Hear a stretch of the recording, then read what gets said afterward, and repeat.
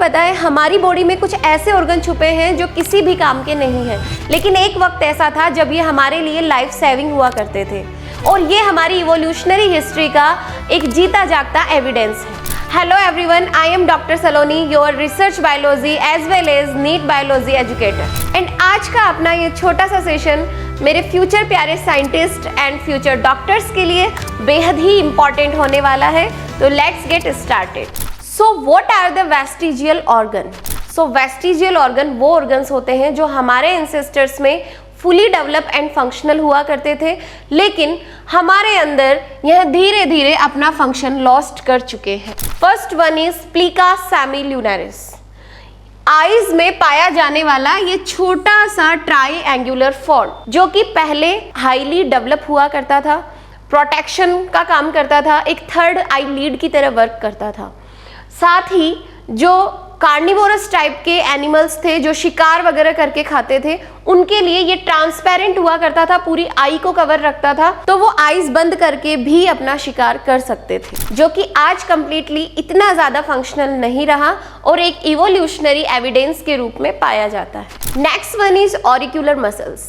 ये छोटी छोटी मसल्स होती हैं इस तरीके से जो फाइनली हमारे एक्सटर्नल ईयर यानी कि ईयर पिना से जुड़ी होती है।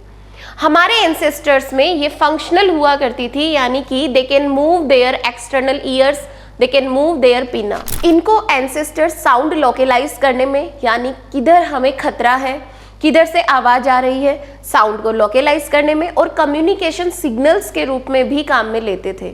सोशल या इमोशनल सिग्नल एक दूसरे को देने के लिए, साथ ही तेज हवा के झोंकों से बचने, तेज सर्दी गर्मी से बचने के लिए ये इनको शील्ड कर लेते थे, फोल्ड कर लेते थे।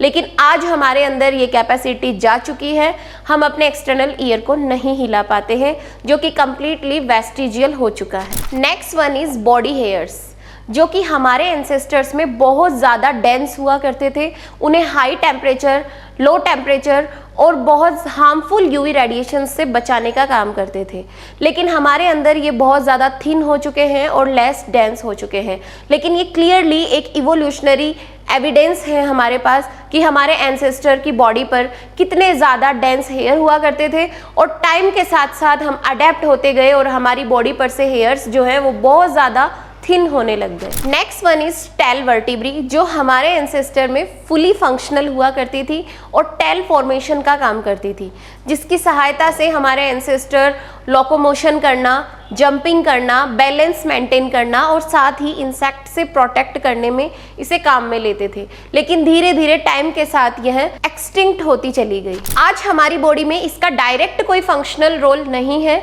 लेकिन यह लिगामेंट, बोन्स, टेंडन्स और साथ ही हमारे पेल्विक फ्लोर की मसल्स से जुड़ी रहती है, जो हमें सिटिंग, हमारा पोस्चर मेंटेन करने में और चाइल्ड बर्थ को डिलीवर करने में हेल्पफुल होती है या सपोर्ट प्रोवाइड करती है। Next one is vermiform appendix, जिसका नाम सुनते ही हमें ऑपरेशन याद आ जाता है, लेकिन पहले यह हमारे एंसेस्टर में फंक्शनल हुआ करता था और हर्बीवोर्स एनिमल्स में यह सेलुलोज डाइजेशन का सेंटर हुआ करता था, जहां पर बैक्टीरिया सेलुलोज को ब्रेक करके एनर्जी प्रोड्यूस करते थे। साथ ही यह इम्यून सिस्टम में भी रोल प्ले करता है एज ए लिम्फॉइड ऑर्गन, लेकिन सर्वाइवल में इतना ज़्यादा इंपॉर्टेंस ना होने के कारण आज यह केवल एक बचा कुचा सा निशान जैसा बच गया है। Next one is wisdom teeth, जो दांत आज इंसान को सबसे ज़्यादा दर्द देते हैं, वहीं पहले हमारे लिए लाइफ सेविंग हुआ करते थे।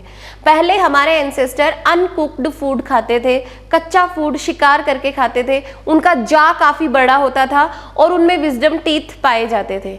लेकिन जैसे हमने कुक्ड फूड खाना शुरू किया, सॉफ्ट फूड खाना शुरू किया, धीरे धीरे चेंजेस आए और हमारा जा जो है ये बहुत ज़्यादा स्मॉल हो गया और अब विजडम टीथ के निकलने के लिए हमारे जा में स्पेस भी नहीं बचा है और इस वजह से यह केवल इन्फेक्शन और दर्द का कारण बनता है। ये विजडम टीथ नहीं, ये केवल एक प्रॉब्लम टीथ बन के रह गया है। लेकिन इससे हमें क्लियरली पता चलता है कि हमारे एंसेस्टर्स का लाइफ स्टाइल और उनका फूड कितना ज़्यादा डिफरेंट था। Next one is nipples in man. अगर एम्ब्रियोनिक कंडीशन की बात करें तो स्टार्टिंग के फर्स्ट 6 वीक में जो डेवलपमेंट होता है वो फीमेल ब्लूप्रिंट से होता है, यानी कि मेल फीमेल दोनों का डेवलपमेंट आइडेंटिकल होता है, तो मेल्स में भी निपल्स का फॉर्मेशन हो जाता है। लेकिन कोई फंक्शनल रोल ना होने के कारण ये केवल वेस्टिजियल ऑर्गन के रूप में पाए जाते हैं। अब मेरा क्वेश्चन ये है कि क्या आपने कभी देखा है कि कुछ ह्यूमंस अभी भी यह एबिलिटी रखते हैं कि वो अपने एक्सटर्नल ईयर्स यानी कि ईयर पिना को हिला सकते हैं, या कुछ केसेस ऐसे भी सुने होंगे जिसमें ऐसे ह्यूमन बेबी का बर्थ हुआ है जिसमें टेल प्रेजेंट है। तो ऐसे ही लॉस्ट ऑर्गन के वापस रीअपीयर होने को क्या कहते हैं? अपना आंसर कमेंट सेक्शन में ड्रॉप करना मत भूलिएगा। So if you like our effort and our content, be a part of our beautiful family. Thank you so much for watching and all the very best.